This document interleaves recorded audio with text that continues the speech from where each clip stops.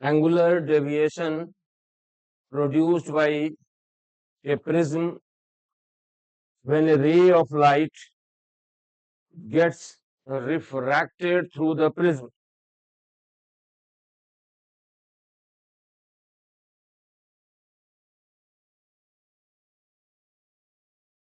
हम लोग एक प्रिज्म का डायग्राम बनाते हैं। ये देखिए, ये है एक प्रिज्म।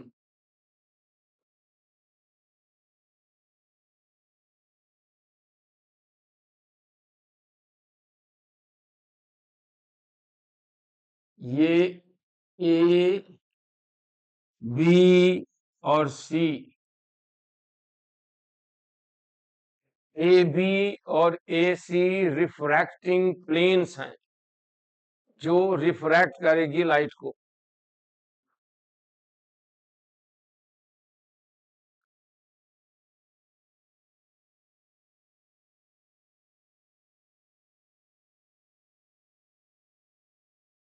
और ये B A C, angle B A C is called angle of prism, angle of prism या रिफ्रैक्शन एंगल, प्रिज्म का कोण या रिफ्रैक्शन एंगल। इसके अंदर जो मीडियम है उसका रिफ्रैक्टिव इंडेक्स म्यू है, और ए बी ए सी के सराउंड में जो मीडियम है वह एयर है जो रेयर है, रिफ्रैक्टिव इंडेक्स 1 है।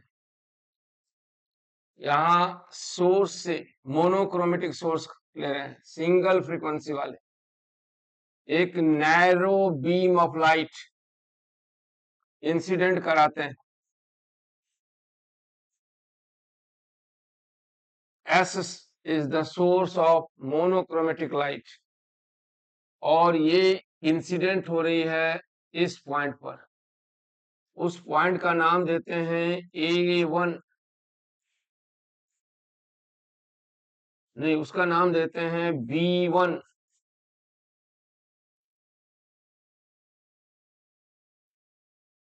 ये है इस पॉइंट पर ड्रॉ किया गया नॉर्मल लाइन। ये है angle of incidence of light I1। अब ray of light denser rarer medium से डेंसर मीडियम में जा रही है पॉइंट B1 पर। देखिए और डिटेल से, ray of light point B1 पर रेयरर मीडियम से डेंसर मीडियम में इंसिडेंट हुई at angle of incidence I1, और तब वो डेंसर मीडियम में जब इंटर करती है तो नॉर्मल की तरफ झुक जाती है, और उसे जाना चाहिए था सीधा।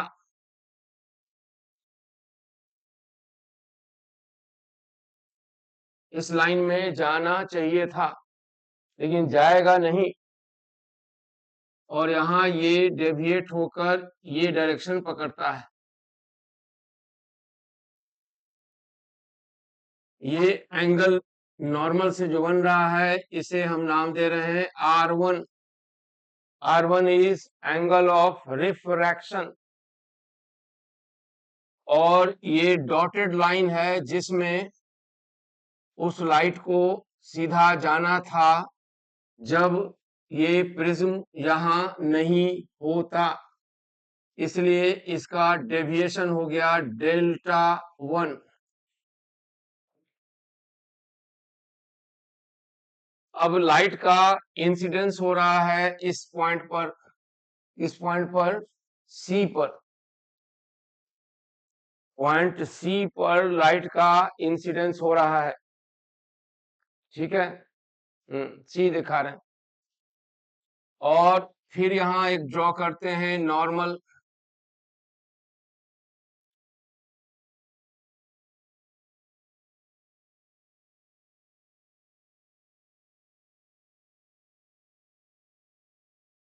ये है N2, ये एंगल ऑफ इंसिडेंस है पॉइंट C1 पर, और उसे हम नाम दिए हैं R2। होना चाहिए था I2। नॉर्मली हम लोग इसी तरह I इंसिडेंस के लिए और R रिफ्रैक्शन एंगल के लिए कन्वेंशन है। देखिए इसको बड़ा करके दिखा रहे हैं, तो समझना जरूरी है, तभी याद रहेगा। अब यहां से लाइट डेंसर से रेयरर मीडियम में गई, इसलिए सीधे नहीं जा पाएगी, ये नॉर्मल से और दूर जाएगी, और ये सेकंड रिफ्रैक्शन का डेविएशन डेल्टा 2 है। सेकंड रिफ्रैक्शन का, फर्स्ट का तो पहले हो चुका, ये सेकंड रिफ्रैक्शन का डेविएशन है डेल्टा 2, और ये है एंगल ऑफ रिफ्रैक्शन, लेकिन इसे हम दिखाएंगे I2 से। इस रे को पीछे ट्रेस करें तो point of line of incidence के साथ ये कट करता है D पर, लाइन ऑफ इंसिडेंस है SY, और लाइन ऑफ इमर्जेंस है DC1 और DY1। पहचानिए ठीक से, लाइन ऑफ इंसिडेंस यानी जो आपतन हुआ है उसका डायरेक्शन देखिए। ठीक से देखिए, लाइन ऑफ इंसिडेंस है S1Y या S1D, और लाइन ऑफ इमर्जेंस है DY1, और इन दोनों के बीच जो एंगल बना उसी को कहते हैं angular deviation produced by refraction through the prism, where delta 1 is deviation produced at first refraction and delta 2 is second refraction। Second refraction में डेल्टा 2 और फाइनल डेविएशन है डेल्टा। ये हो गया रे डायग्राम, और हम लोग निकालने जा रहे हैं expression for delta in terms of capital A, in terms of mu, I1 I2 R1 R2, ये पता लगाने जा रहे हैं। तो सबसे पहला काम क्या करें, तो सबसे पहला काम इन एंगल्स को आपस में रिलेट करते हैं। उसके लिए ट्रायंगल देखा जाए, ट्रायंगल B1DC1, ट्रायंगल B1DC1 में डेल्टा बराबर delta 1 plus delta 2। Triangle B1DC1 में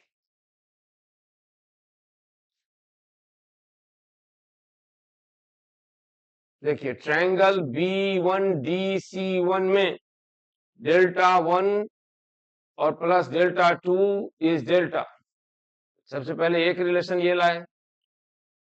अब I1 के सामने का एंगल है, I1 नहीं दिख रहा है, देखिए I1 के सामने एंगल है डेल्टा 1 प्लस R1, इसलिए I1 बराबर लिख सकते हैं डेल्टा 1 प्लस R1,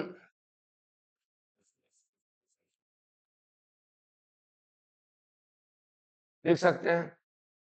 उसी तरह I2 बराबर डेल्टा 2 प्लस R2 भी लिखा सकता है।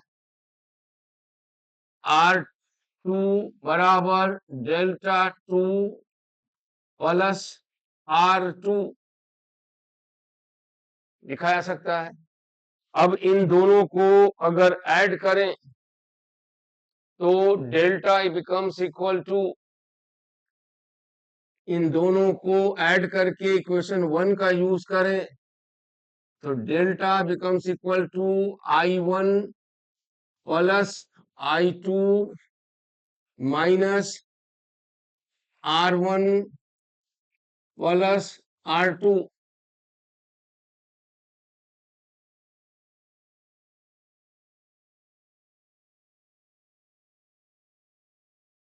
देखिए ठीक।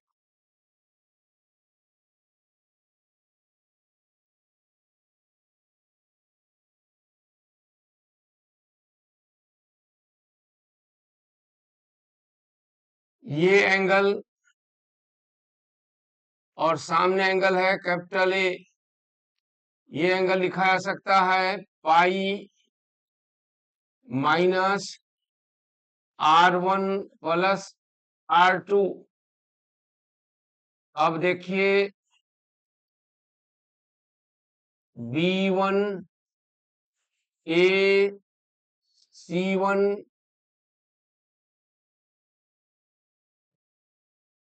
P, P यहां है, पहचानिए B1 A C1 P में capital A plus pi R1 plus R2 और बाकी दोनों एंगल AB1P AB1P AB1P पहचाने is 90 and AC1P is also 90। AB1P and AC1P both are 90, दोनों ही 90 हैं।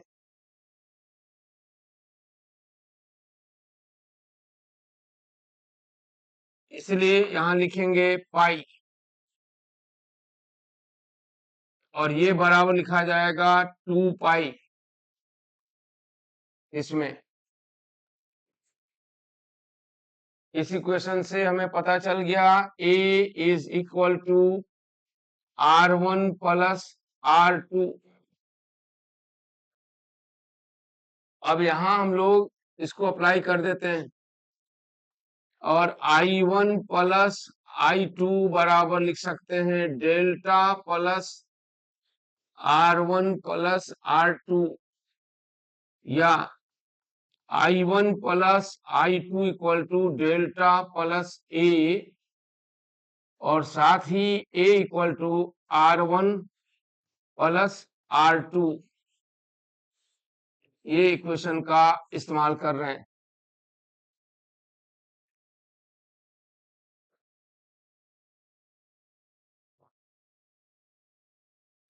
अब पॉइंट ऑफ रिफ्रैक्शन B1 और C1 पर स्नेल्स लॉ अप्लाई करना है। रिफ्रैक्शन जहां हुआ है B1 और C1 पर Snell's law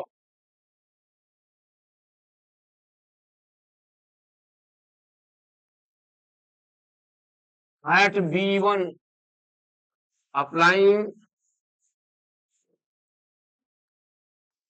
Snell's law, B1 point पर sine I1 equal to mu sine R1।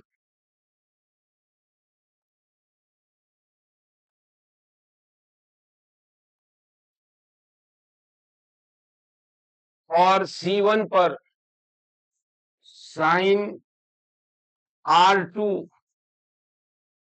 Equal to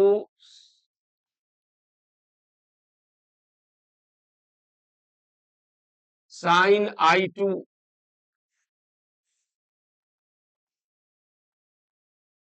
बराबर 1/म्यू। यहां R2 एंगल ऑफ इंसिडेंस है C1 पर और उसी का उल्टा I2 जो है वह एंगल ऑफ रिफ्रैक्शन है। इसलिए इक्वेशन 3 के बाद हम लोग इसमें चेंज ला सकते हैं और यहां लिख सकते हैं sine I2 equal to mu sine R2। अब इक्वेशन 3 और 4 का एडिशन करें और हम लोग बढ़ रहे हैं डेल्टा निकालने के लिए। 3 और 4 का एडिशन करते हैं तो adding equation 3 and 4 mu becomes equal to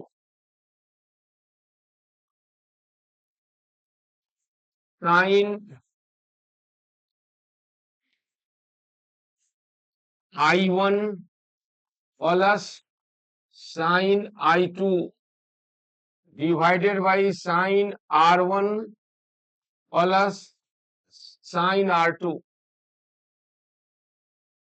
अब इसे आगे सॉल्व करना है, sine C plus sine D।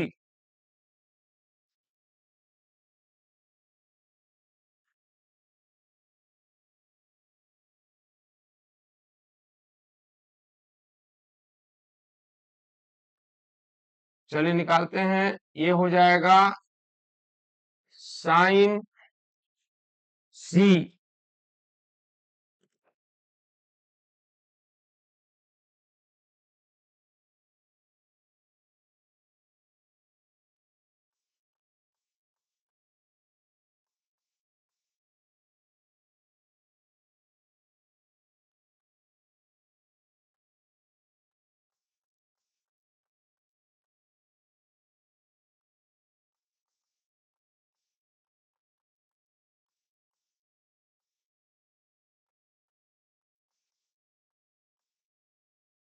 ये हो गया।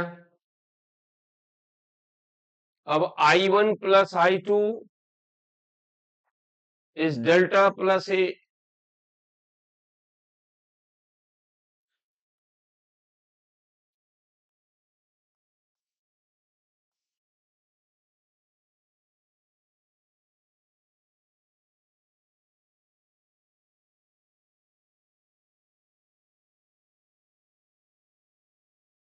तो mu becomes equal to sine I1 plus I2 by 2 sine R1 plus R2 by 2 cos I1 minus I2 by 2 cos R1 R2 by 2। यहाँ I1 plus I2 is delta plus A and R1 plus R2 is A। तो इसलिए finally mu आ गया sine delta plus A by 2 sine A by 2 और इधर term है cos I1 minus I2 cos R1 minus R2 by 2। अब delta का value angular orientation of the prism के हिसाब से भी वेरी करेगा। तो वो कंडीशन जिसमें डेल्टा मिनिमम हो उसके लिए ये वाला टर्म मिनिमम होना चाहिए और इस टर्म को मिनिमम होने के लिए इधर वाला टर्म मैक्सिमम होना चाहिए और इसका मैक्सिमम वैल्यू 1 और 1। इसलिए for minimum angle of deviation minimum value of angular deviation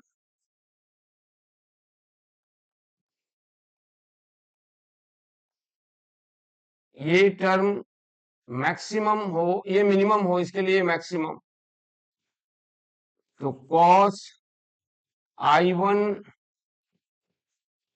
and cos should be maximum value।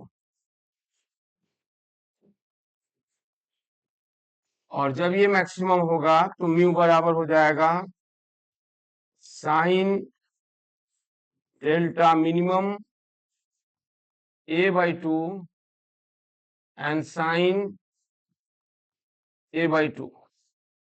यही है expression for minimum value of angular deviation of ray of light which gets refracted through the prism। और अगर prism thin है जिसके लिए a का value small है तो उसके लिए डेल्टा m a/2 का साइन बराबर हो जाता है delta m plus a/2 and sin a/2 also becomes a/2।